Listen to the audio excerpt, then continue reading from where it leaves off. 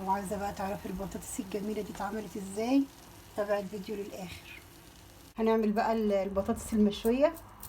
احنا زمان كنا يعني ساعة الخبيز كده يحط بطاطستين في جنب الفرن وتطلع بطاطس مشوية وبحبة ملح وفلفل، وكانت بتبقى زي العسل. بس طبعا هندلع البطاطس شوية. معانا هنا فصين توم، هما باينين كبار بس انا مش عارفة ليه، يعني هما كبار كده او كتير. عليهم هنحط ربع معلقة كمون. عليهم هنا ده روزماري ربع معلقة كده، او حسب بقى الكمية اللي عند حضرتك. معانا هنا سماق، نحط معلقة سماق كده حلوة. وخدي بالك دايما لما تيجي تملحي لان السماق مالح، عليه ملح.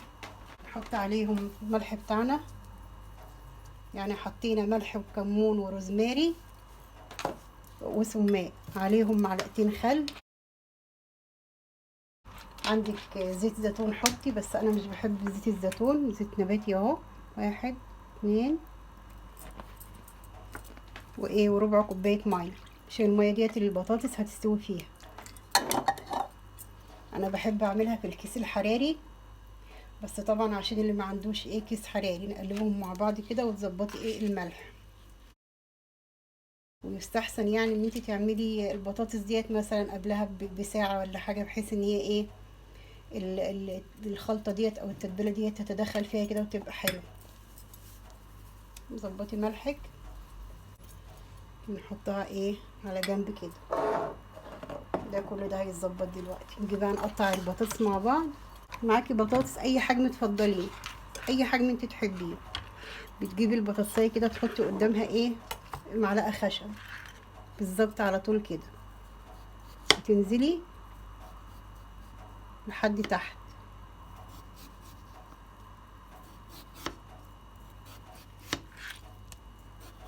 وتضيقي كده المسافات، يعني حاولي ترفعي الترنشات على قد ما تقدري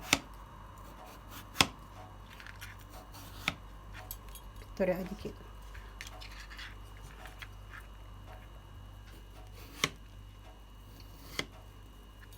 طبعا لو واحده اتقطعت معاكي بالطريقه دي كده مفيش مشكله، هتجيبي سلكه، السلكات دي كده اقسميها، تقومي مدخلاها فيها كده، مفيش اي مشكله.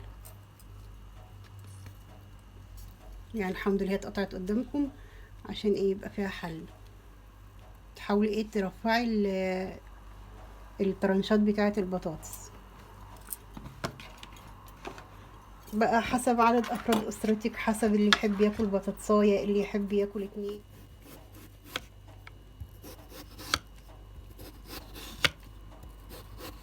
زي ما قلت لحضرتك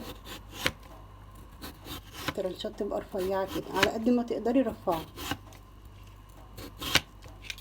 نروح الناحيه التانية.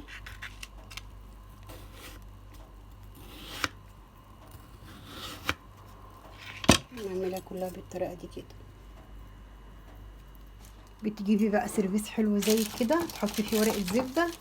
يعني ورقه الزبده لازمتها هي مش لازمتها غير انها بس هتحافظ على السيرفيس لما اجي اغسله ما يغلبنيش في الغسيل.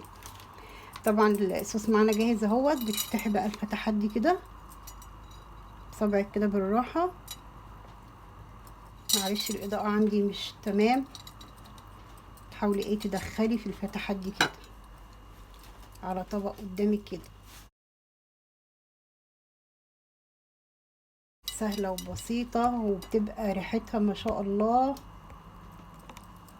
وطعمها بيبقى جميل جدا جدا جدا. تدخلي كده في الفتحات.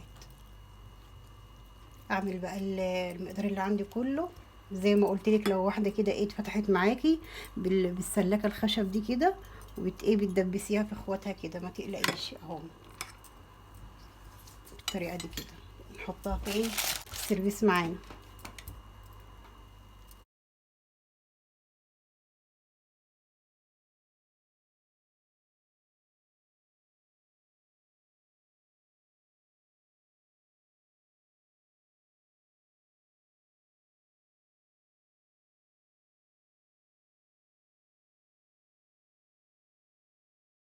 تبلناها كلها بالطريقه دي كده.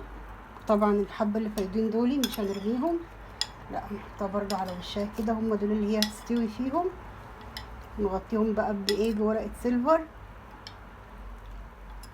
وندخلها الفرن. ما تكون داخلة على سوا كده ان شاء الله، هنضيف لها كمان اضافة اخيرة واقول لكم عليها. نغطيها كويس جدا بحيث ان البخار اللي يطلع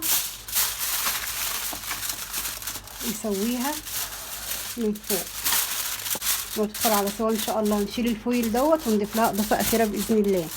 انا هنا مشغله الفرن على 250 من تحت ومن فوق، واحطها في قاع الايه، على ارضيه الفرن، ونرجع مع بعض ان شاء الله.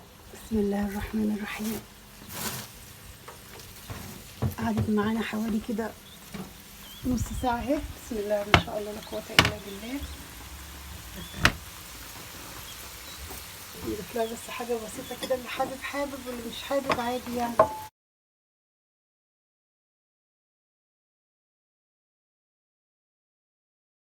يعني فتحي مع كل واحده كده ايه، شويه جبن. يا ما شاء الله استوت اهي، دوبك بس تدخل تاخد وش. في ناس بتحب الجبنه وناس ما بتحبهاش عليها.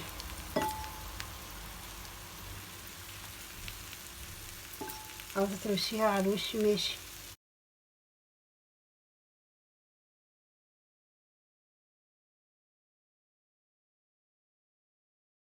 ان شاء الله ريحتها جميله ما شاء الله لا قوه الا بالله. اتمنى تجربوها وتقولوا رايكم ايه. هندخلها بقى تاخد بس وش كده، ونجيبها بقى ساعه التقديم ان شاء الله. بسم الله الرحمن الرحيم. بسم الله ما شاء الله. خدت وش جميل معانا كده، ما خدتش حوالي 5 دقايق تحت الشوايه، وهي خدت حوالي 3/4 ساعه في الفرن. نطلعها بقى.